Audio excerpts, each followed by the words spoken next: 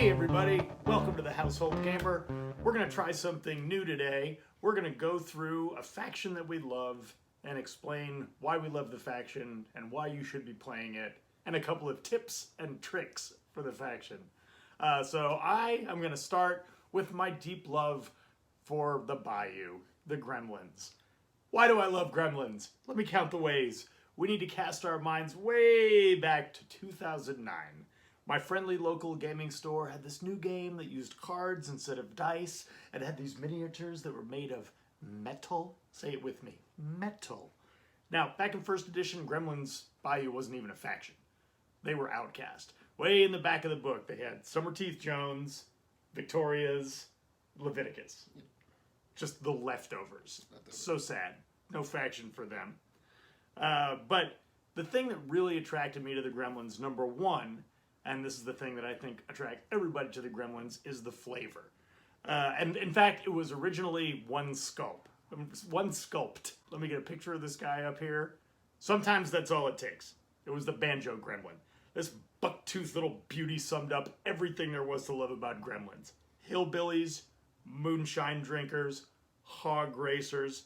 I just loved that everything else in the game was really scary and serious, but the Gremlins were a huge comic relief factor. Like, I'm a sucker for comic relief. And these original sculpts can't be beat. The slop hauler with his giant mouthful of teeth and 2 buckets full of octopuses. On either side. Yeah. Or the Pigapult with the little leather daddy, slash Nazi gremlin with the spyglass up on top.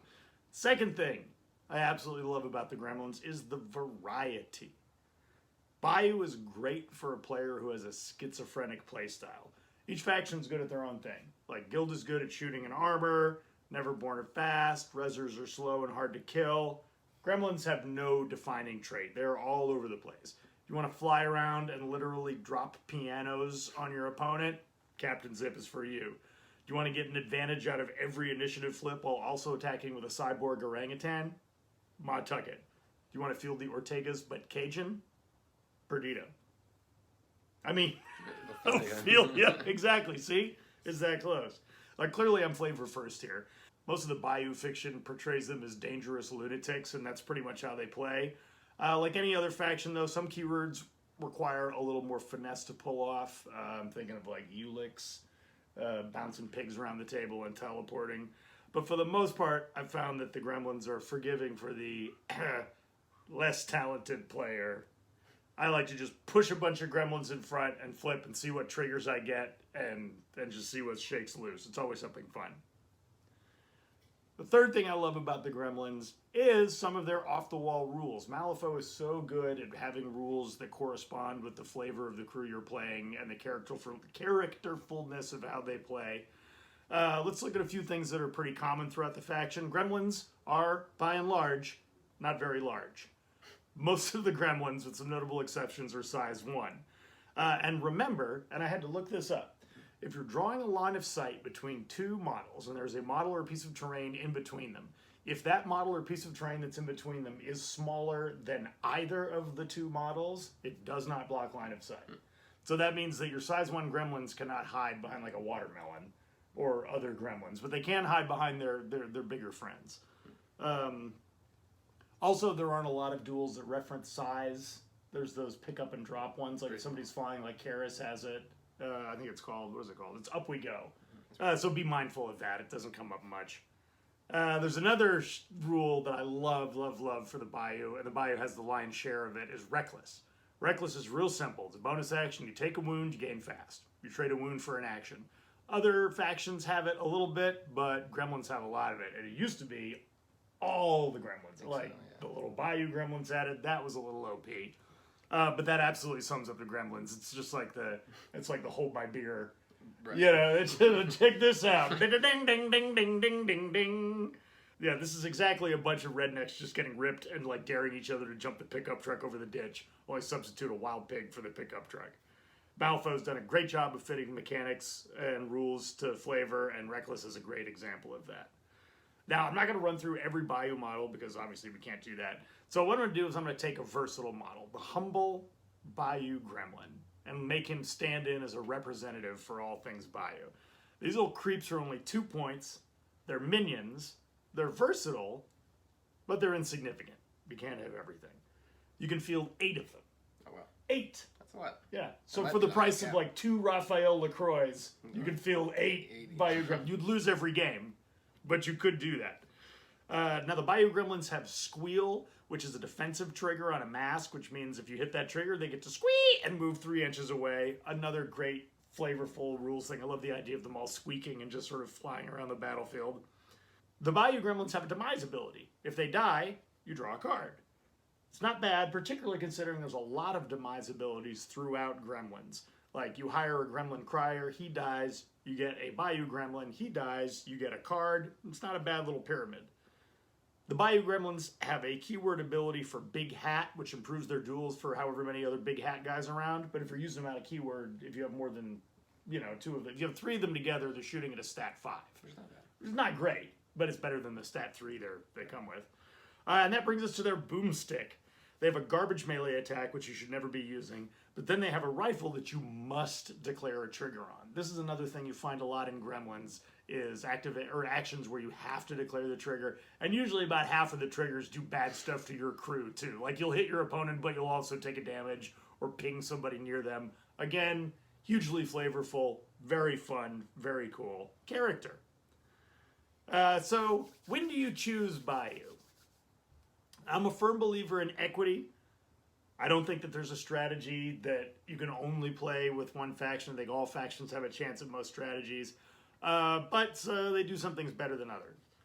Bayou has some clutch movement tricks, so strategies that reward mobility, like Corrupted Ley Lines and Break the Line, are very friendly to Gremlins.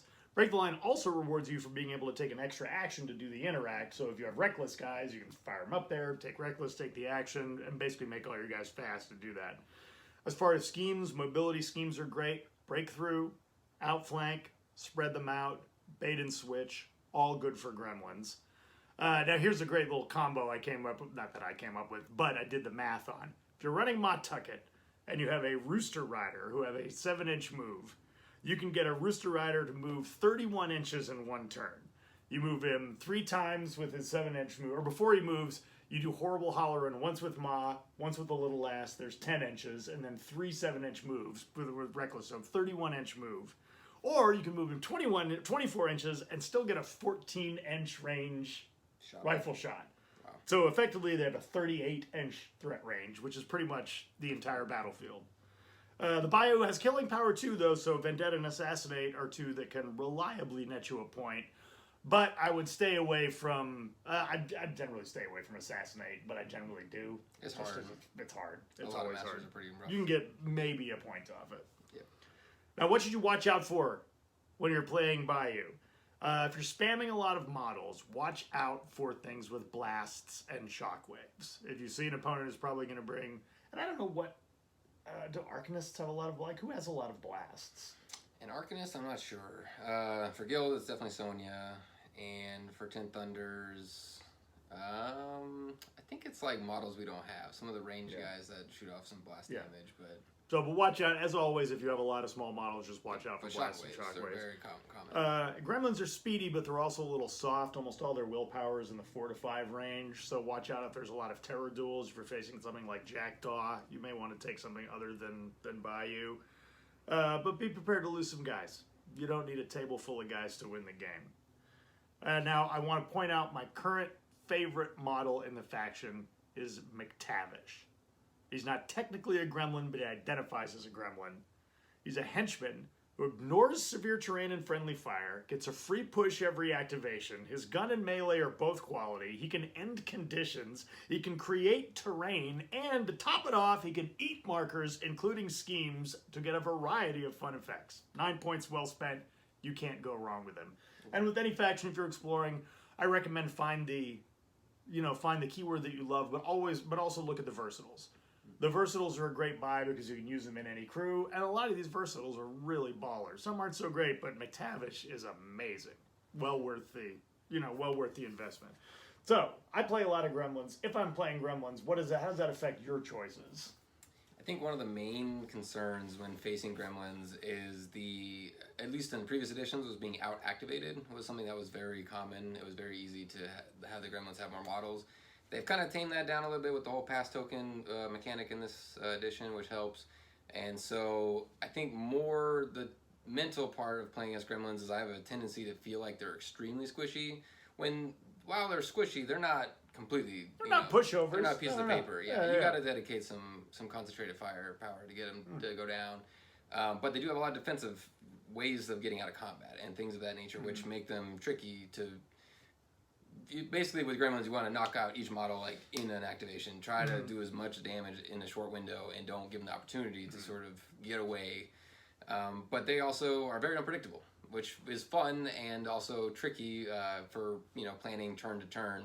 You can have an idea of what they may be doing, but they themselves don't even know what they're going to do. So that's true. It's very fun to play against them, and it makes every game against gremlins feel different as well. That's another benefit, is that each game feels unique. Cool. Well, that is our take on gremlins. If you're feeling the urge to go down the bayou, pick yourself up a starter box and get started and buy some green paint. Or paint them something other than green. Everybody makes green gremlins. I'd like to see some purple gremlins, maybe some yellow gremlins. Anyway, this is the Household Gamer signing off. Watch us for more battle reports, like and subscribe, and we'll see you next time.